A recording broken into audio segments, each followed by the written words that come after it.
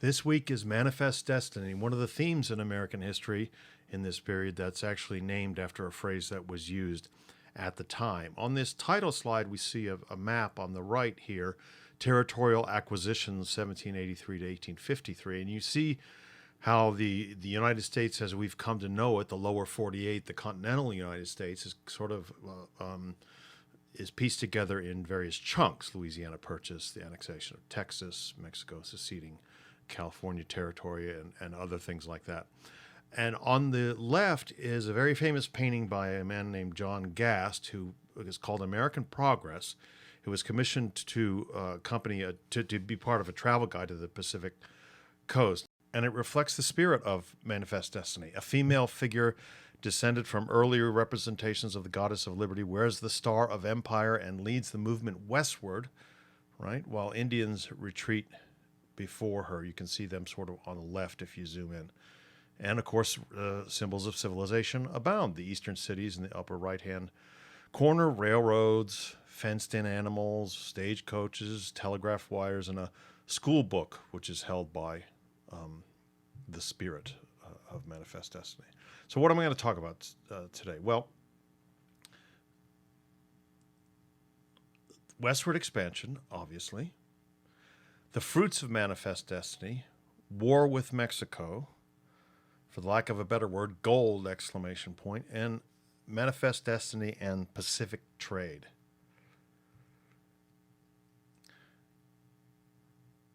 Slavery moved to the center of national politics in the 1840s because of territorial expansion. Territorial expansion, westward expansion, explains an awful lot in American history.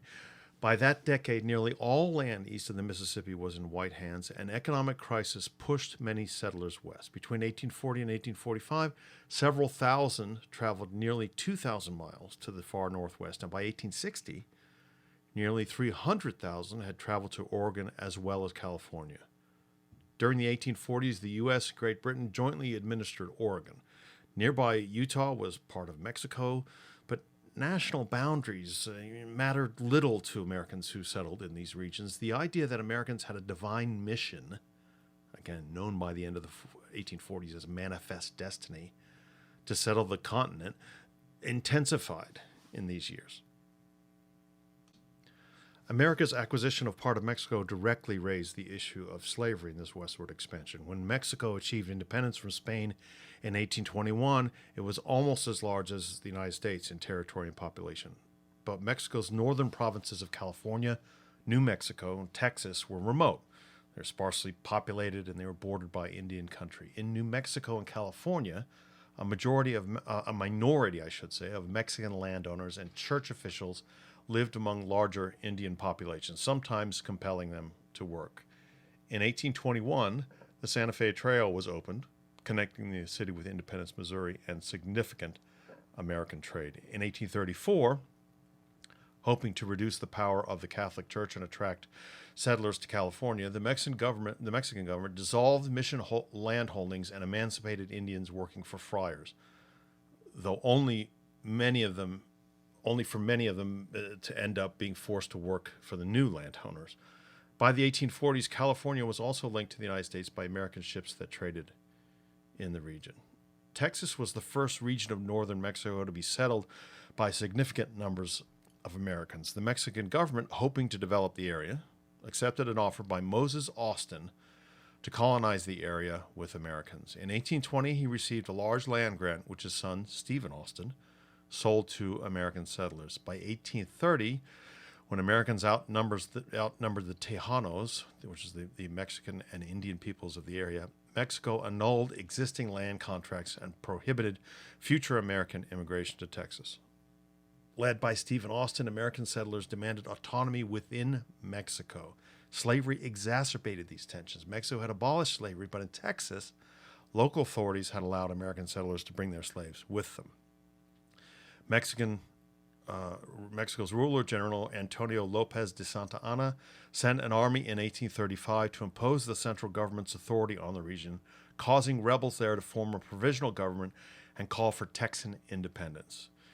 In March 1836, Santa Anna's army stormed the Alamo in San Antonio and killed all of its defenders. But soon forces under Sam Houston routed Santa Anna's army and forced him to recognize Texas independence. In 1837, the Texas government called for the United States to annex the territory, but Presidents Andrew Jackson and Martin Van Buren rejected the offer, fearing addition of a slave state would spark sectional conflict. This is a map of the trans-Mississippi West in the 1830s and 1840s. Westward migration in the early and mid-1840s took American settlers across the country into the Oregon Territory, ownership of which was disputed with Great Britain. The Mormons migrated west to Salt Lake City, which was then part of Mexico. Now, 1844, very important year. President John Tyler revived the annexation of Texas as a means of saving his failed administration and winning Southern support for his renomination in 1844. When a letter from John C. Calhoun, then Tyler's Secretary of State, linked annexation to the strengthening of slavery, Henry Clay and Martin Van Buren, prospective presidential candidates for the Whig and Democratic parties, met and agreed to reject annexation, fearing it would spark a war with Mexico. They were trying to keep slavery out of national politics. Clay received the Whig nomination, but at the Democratic convention, Southerners bent on annexation dumped Van Buren for James K. Polk, a former Tennessee governor and an ardent annexationalist. Polk was a slave owner whose plantations in Tennessee and Mississippi were so brutal, only half of the slave children born there lived to the age of 15, and adults continually fled. The Democrats' platform called for the re-annexation of Texas, which wrongly implied that Texas had been part of the Louisiana Purchase, and the reoccupation of Oregon. Polk narrowly defeated Clay in the election. If the Liberty Party candidate James G. Birney had not received 16,000 votes in New York, Clay would have been elected. In March 1845, only days before Polk's inauguration, Congress declared Texas part of the United States. This is a campaign handkerchief from 1844, and it depicts the Whig candidate for president, Henry Clay, surrounded by images of national unity and the economic progress that, so the Whigs argued, would follow from the enactment of a protective tariff. Clay and his running mate were narrowly defeated by the Democrat James K. Polk. And here's an engraving of San Antonio, the effect of the plaza in San Antonio, not long after the United States annexed Texas in 1845. This is an 1853 watercolor by Sarah Ann Lyle Harding depicting a river crossing in Texas. Before bridges were built, a ferryman, in this case a slave, brought people and goods across the river by pulling on a rope. Now, President Polk had 4 goals: reduce the tariff, reestablish the independent treasury, settle the Oregon dispute, and bring California into the United States. Congress enacted the first 2 goals, and the third was secured through an agreement with Britain dividing up Oregon. Having backed down from the 54-40 or fight promise of his campaign and agreed on a border farther south, many Northerners felt betrayed by the new president, especially when he refused to back down on land acquisition goals with Mexico. Polk offered to buy California from Mexico, but Mexico refused to negotiate, and by early 1846, Polk was planning for war. In April, U.S. soldiers sent into the disputed areas between Texas and Mexico inevitably came to blows with Mexican troops. Polk claimed that Mexicans had shed blood upon American soil, and he called for a declaration of war. The Mexican War was the first American war fought largely on foreign soil, and most Americans, believing America was a selfless guardian of freedom, supported the war. But a large minority of Northerners opposed it, believing that the Polk administration hoped to secure new lands for slavery and slave states. Henry David Thoreau was jailed in Massachusetts for refusing to pay taxes because of the war, and he wrote an essay on civil disobedience, defending his actions, which later inspired Abraham Lincoln, a Whig representative from Illinois who also opposed the war.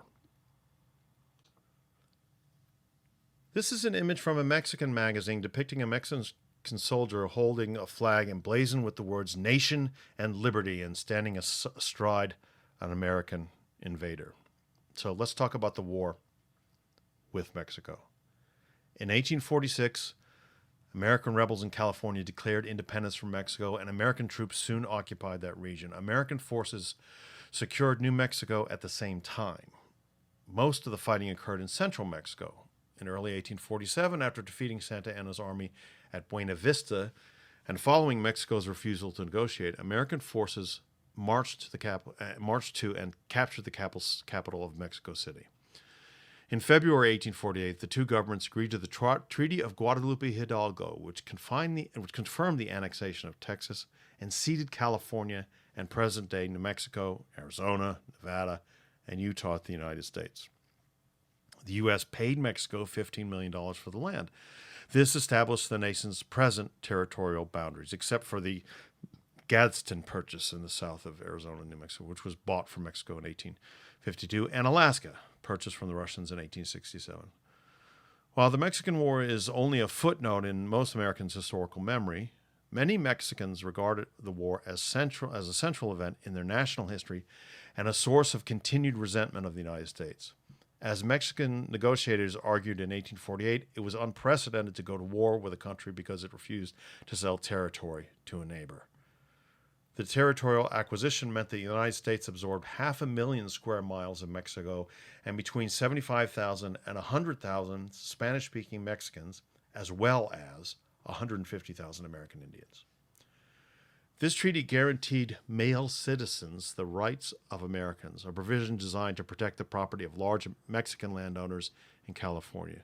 The only mention of Indians' presence was as, quote, savage tribes who were to be prevented from raiding into Mexico across the new border. Overall, the first half of the 19th century saw residents of the region who had gone from being Spaniards to Mexicans and then finally to Americans. These are shifts that imposed the necessity of adjusting to new identities as if they were immigrants. In 1836, Texas became a prime example of a western borderland. Anglos and Tejanos fought together during the Revolution, but relations soon soured as land-hungry Anglos expelled some Mexicans, including former allies, now suspected of loyalty to Mexico. A problem inherent to borderlands, many longtime residents were now considered aliens in their own home and faced pressures to Americanize. While some Tejanos sent their children to English-language Protestant schools, most refused to convert from Catholicism despite the church's declining power. Tejanos used ambitious identities to their own advantage, with women seeking divorces under the United States divorce law, which was more liberal than Mexico's, and some Tejano men avoiding the Confederate draft during the Civil War by claiming Mexican citizenship. After independence, but before annexation, the territory in South Texas between Nueces and the Rio Grande Rivers was claimed by both Texas and Mexico, although it was actually controlled on the ground by the Comanche. Conflict was frequent, and authority was contested until the United States annexed Texas, even after which the Comanche would continue to exert tremendous influence until the 1860s and 1870s. This is a map of the Mexican War, 1846 to 1848. Now, zoom in on this because the detail is very good. Okay? And again, the Mexican War was the first in which an American army invaded another country and occupied its capital. As a result of the war, the U.S. acquired a vast new area in the modern-day Southwest.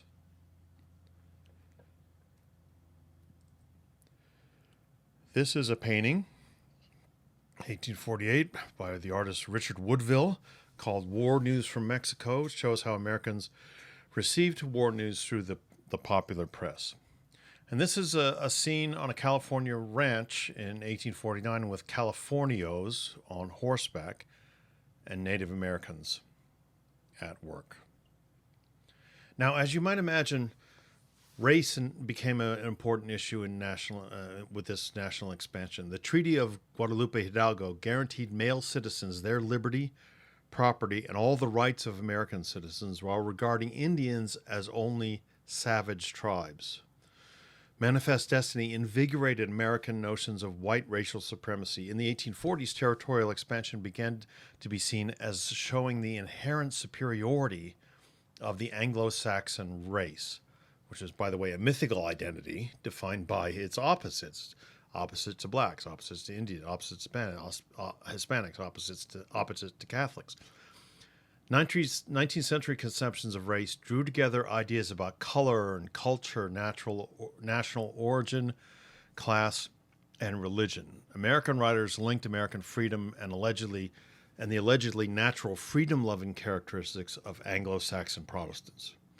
For many Americans, Texas's annexation and the conquest of Mexico were victories of civilization, victories of progress, victories of liberty over the Catholic Church's tyranny and the natural incapacity of, quote, mongrel races, end quote.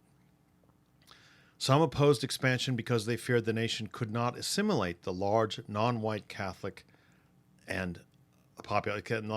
population, whom they believe unfit for citizenship in a republic.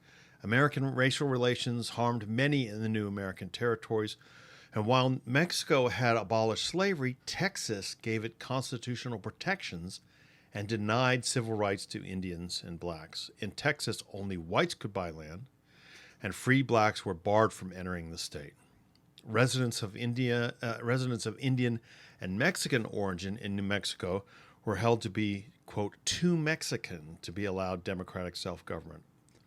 Only Mexicans who emphasized their Spanish rather than their Mexican heritage, especially those of important social status, were deemed white. While white migration lagging, the territory was not allowed to become a state until 1912. This is a portrait from 1838 of Juan Suguan. Born in San Antonio, he played an active role in the Texas Revolution, but was later forced by vigilantes to flee the city, where he was serving as a mayor in order to be a refugee in Mexico. Now, gold. California had a non-Indian population of fewer than 15,000 when the Mexican War ended, and for most of the 1840s, 5 times as many Americans emigrated to Oregon as to California, a trend only broken when Jonathan A. Sutter discovered gold in the foothills of the Sierra Nevada mountains in January 1848. Fanned by newspaper accounts of instant wealth, a gold mania spread all over the world. Newcomers poured into the region in what became known as the Gold Rush, and the non-Indian population rose to 200,000 by 1852, and over 360,000 only 8 years later. The Gold Rush population was incredibly diverse. Experienced miners from Mexico and South America, tens of thousands of Americans who had never seen a mine, and Irish, German, Italian, and Australian immigrants all poured into the region. Additionally, nearly 25,000 Chinese landed between 1849 and 1852, almost all of whom were young men who had signed long-term labor contracts with Chinese merchants, who in turn leased them to mining and railroad companies. San Francisco, a town of 1,000 in 1848, swelled to 30,000 by 1850, and became perhaps the most racially and ethnically diverse city in the world. Unlike farmers who moved west with their entire families, most Gold Rush migrants were young men. Women filled numerous roles in mining communities, including managing restaurants and boarding houses and working as laundresses, cooks, and even prostitutes. Nevertheless, males outnumbered females almost 3-to-1 as late as 1860. The transition from surface mining to underground mining required large capital investments and exacerbated conflicts between diverse California gold hunting groups. Occasionally, vigilantes seized San Francisco, established courts, and executed accused criminals. White miners organized extra-legal groups that expelled foreign miners, such as Mexicans, Chinese, Chileans, French, and American Indians. While California long symbolized opportunity, the state restricted freedoms for many. The state constitution limited rights to vote and to testify in courts to whites. The Indian population was devastated by the miners, by ranchers, and vigilantes of the Gold Rush era, and the state government paid bounties to private militias to attack the natives. Although California was a free state, thousands of Indian children deemed orphans or vagrants were bought and sold into slavery. Here's a good map.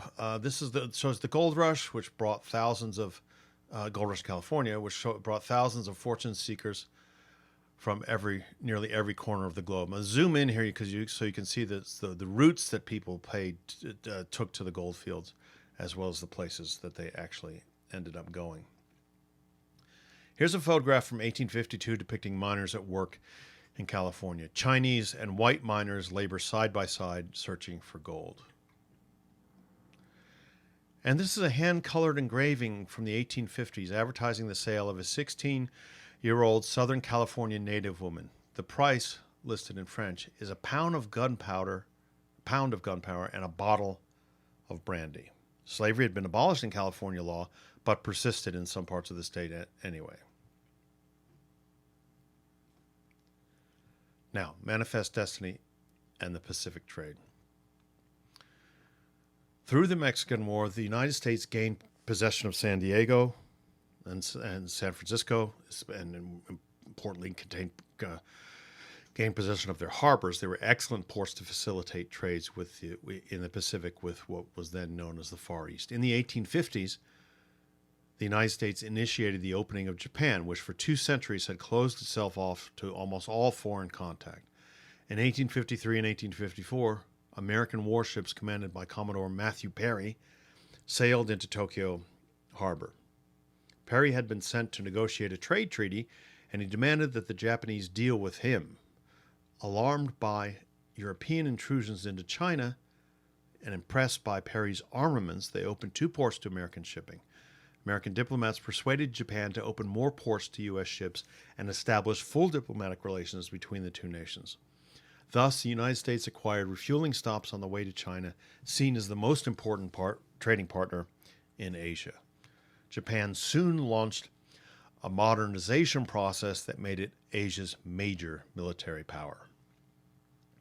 And finally, here is a painting, Transportation of Cargo by Westerners at the Port of Yokohama, 1861, by a Japanese artist. It depicts ships in port, including an American one on the left, 8 years after Commodore Perry's first voyage to Japan.